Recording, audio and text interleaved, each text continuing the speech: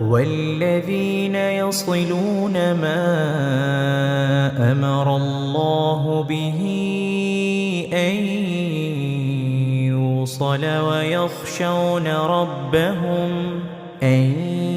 يوصل ويخشون ربهم ويخافون سوء الحساب والذين صبروا ابتغاء وجه ربهم وأقاموا الصلاة وأنفقوا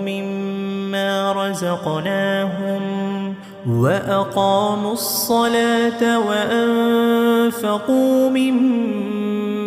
رزقناهم سرا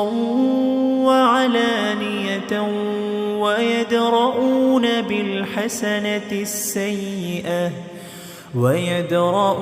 بالحسنة السيئة أولئك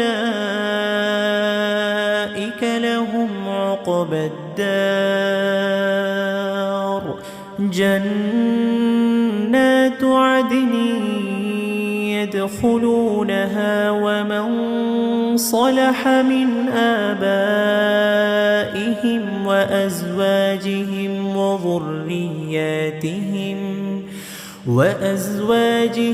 وذرياتهم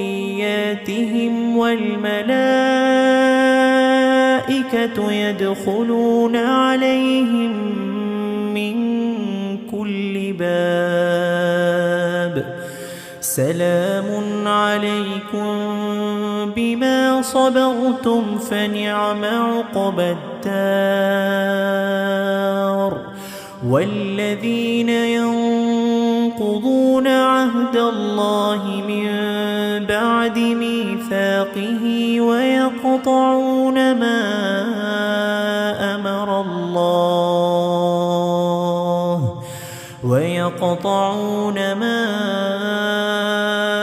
أمر الله به أن يوصل ويفسدون في الأرض أولئك